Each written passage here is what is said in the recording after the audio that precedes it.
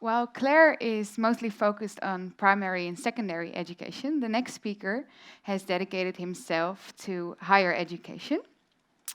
He went to an Ivy League university himself, and once he was there, he noticed that, or concluded that university wasn't preparing him for his future. So after a business career, he decided to redesign higher education, and he started the Minerva Project, which is a reinventing university.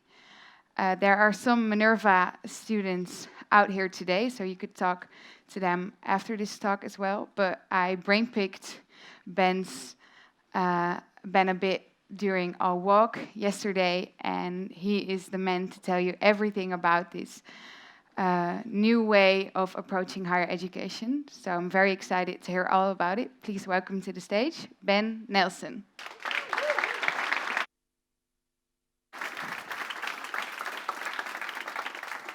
Thank you all. Minerva is based on a very controversial perspective. And that perspective is that education matters. Does that sound like a controversial perspective to you guys? Right? Anybody in this room not believe that education matters? Okay, there's one person, perhaps the only honest person in this room. Because overwhelmingly, people don't believe that education matters. Overwhelmingly. Sometimes overtly. There is an anti-intellectual streak among some members of humanity. But overwhelmingly, people will say, of course education matters. They simply don't behave this way at all. So let me give you a scenario. And since you all do believe that education matters, I won't use you as examples, but think of your friends. Now imagine your friends have a child who's 17 years old. And that child has decided that they wanted to pursue higher education in the United States. They applied to a couple of institutions of higher education, and they got accepted by 2 of them. One of them you may have heard of. It's called Harvard University.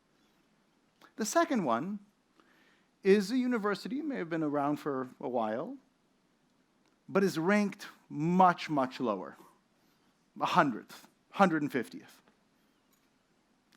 However, your friends know, they know that the quality of education at that other institution is vastly superior to the quality of education that their child will receive at Harvard. Would any of your friends send their child to the place that provides their child a better education? That's a rhetorical question because the answer is no. The fact of the matter is that when you ask people about education, very few people believe in its power. More so if they went to elite institutions of higher education. When I started Minerva, and I went around talking about reforming the curriculum, changing what universities teach, most of the people I talked to, Ivy League, Stanford graduates, Oxford graduates, said, "What are you talking about? Everybody knows you don't learn anything in college. Right? You go to college to meet good people, to network, to have fun, right? To grow as a person. But class is worthless. I didn't even go to class. Who needs it? Why are you talking about the curriculum?" And this is actually our fundamental problem. Because over the decades and centuries that people have made higher education choices based on reputation versus based on outcomes, the nature of these institutions has shifted.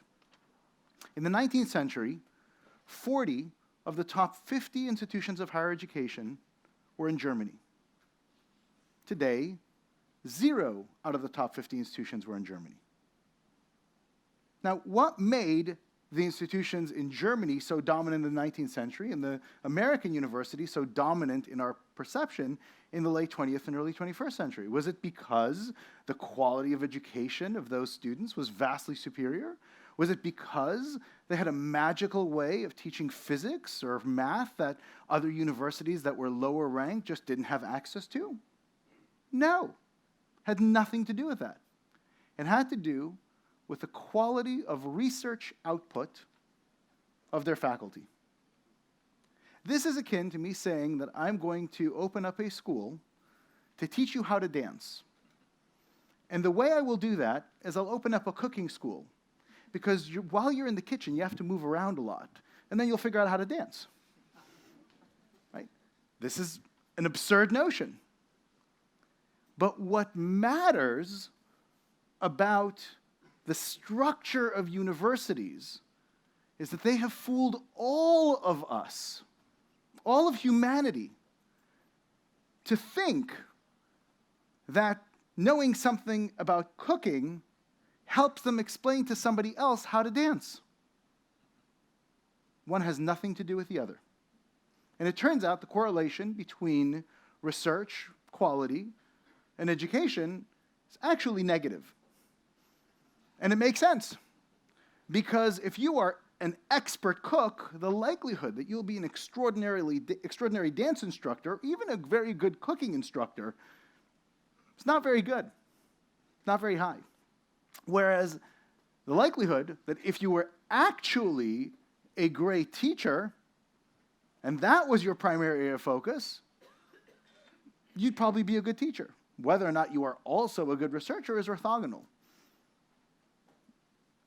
And in fact, if there are many studies that show that the higher prestige a professor is, and by the way, also, the more that students like the professor, the worse educational outcomes are. So I'll repeat that.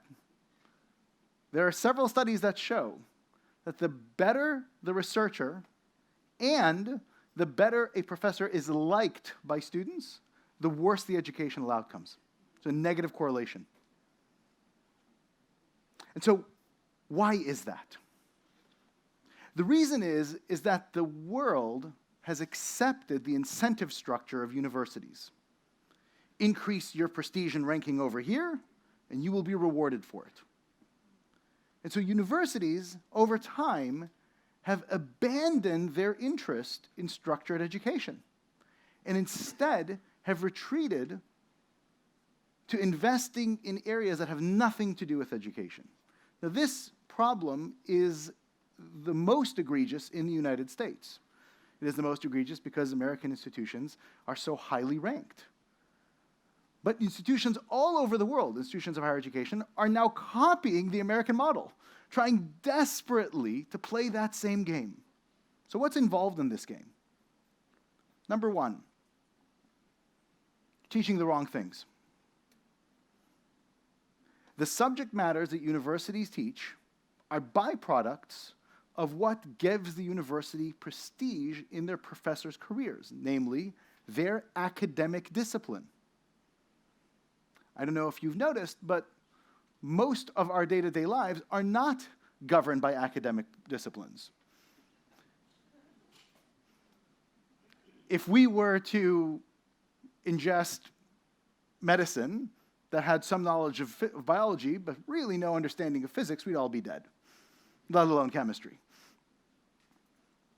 Right? If we were to design buildings with a really good understanding of civil or engineering, but with no understanding of human interaction, no one would be able to use those buildings. If we were to actually run businesses, knowing a lot about finance, but knowing nothing of human psychology or marketing or economics, those businesses would be out of business.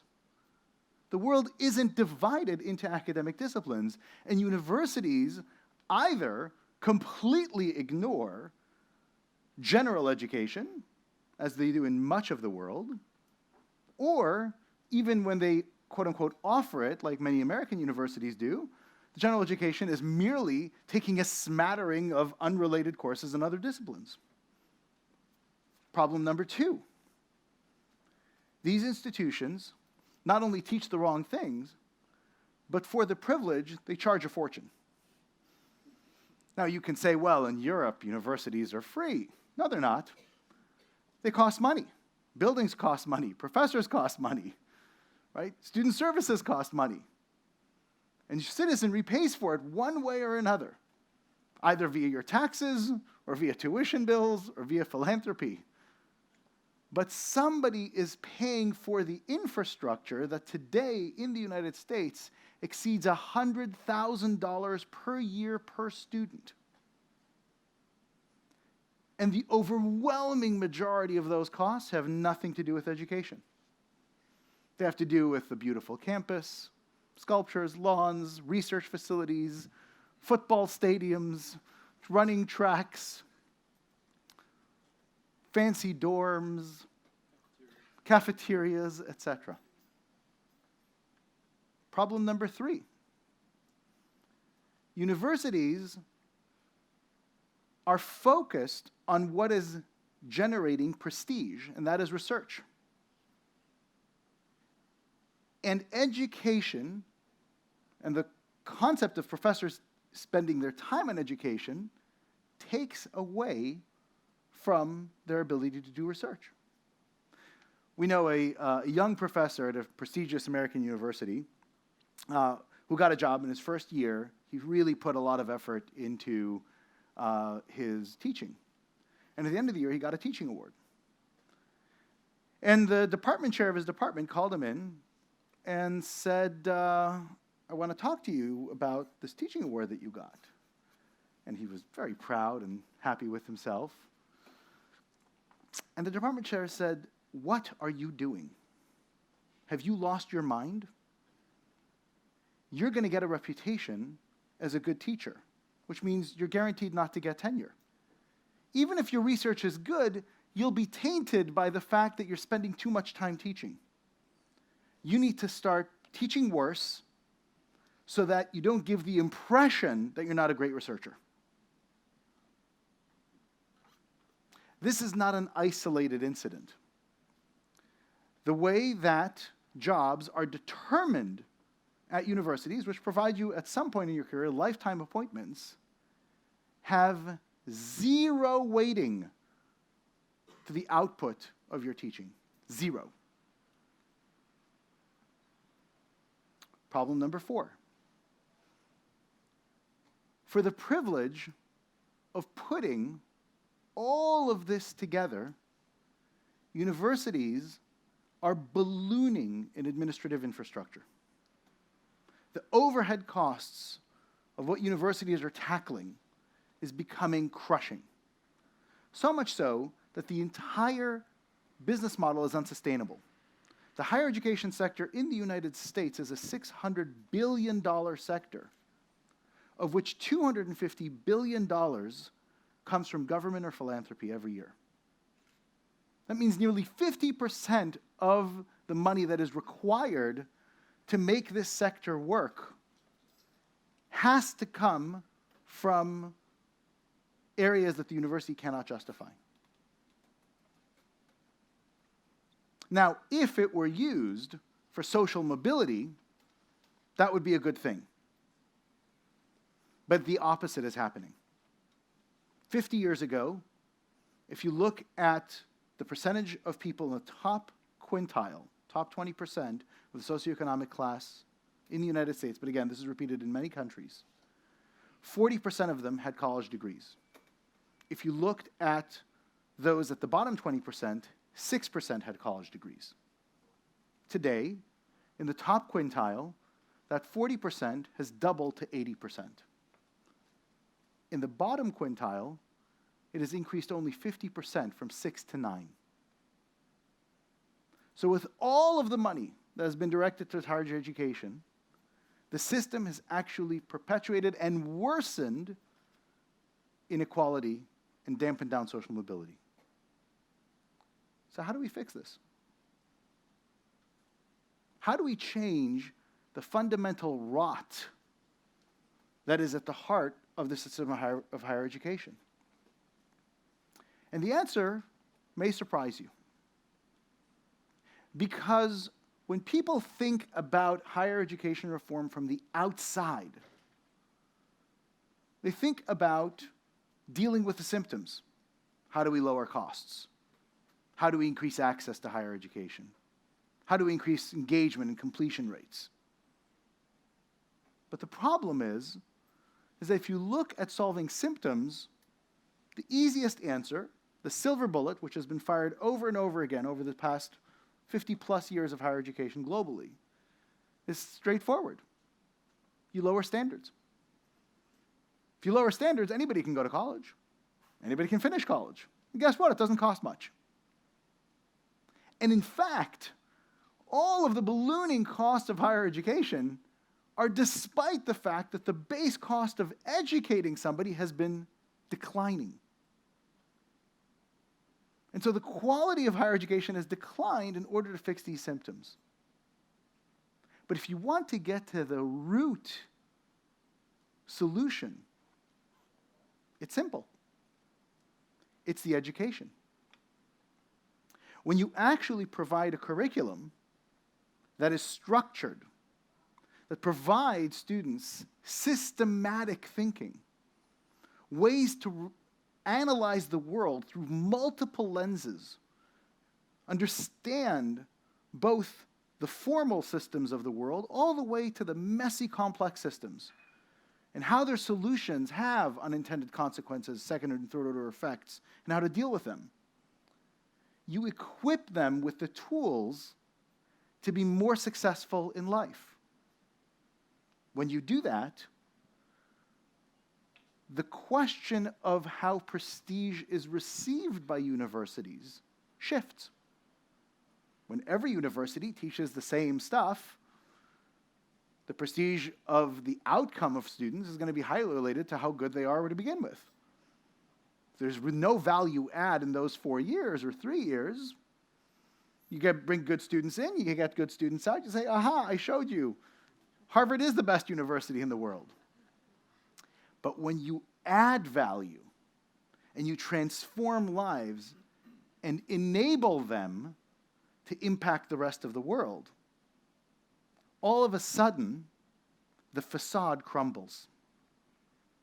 And when that facade crumbles, and the notion of prestige will change, much like the shift from Germany in the 19th century to the United States in the 20th century, the idea that prestige is going to be driven by knowing how to cook is going to shift to people who actually are effective teachers.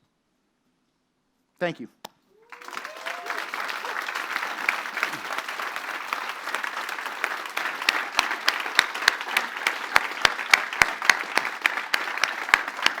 Thank you so much, Ben. I see we don't have much time left on the clock, so a few quick questions. Who would like to?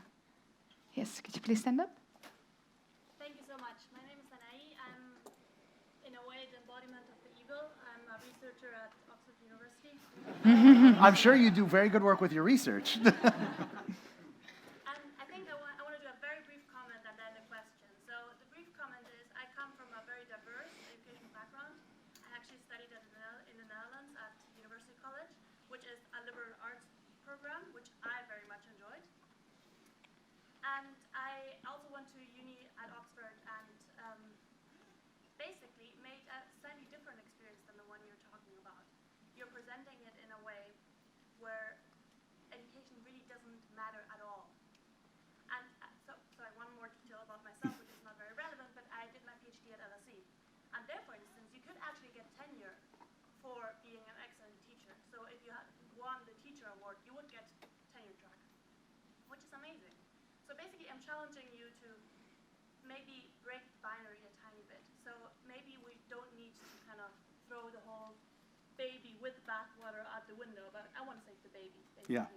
So What can I do? This is the question. What can I do as someone who designs curricula at these evil places? Now, so what's important to understand, and it's a very good question, the people running these institutions are good men and women. They have good intentions. But they live in the 18th century, and they believe that curing disease requires you to put leeches on.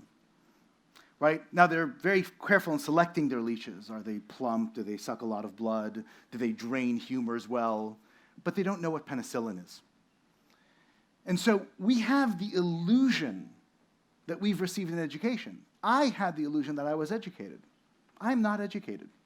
I went to an Ivy League university, I got a degree, which means I don't get an actual education. The way to change it from the inside is not to think on the margin about curricular redesign, but to think fundamentally about how you change the way that you teach transferable knowledge. And unfortunately, that's a whole other talk. But thanks for the question. Yeah, well, and to Claire, I think Ben and Claire are here all day, available for your questions if you have any. This is the end of this session. After a 15-minute break, I think that's true, the learning session will start with Christopher, Harry, and me speaking about learning. So I want to thank Ben and Claire once again for this wonderful session. Thank you.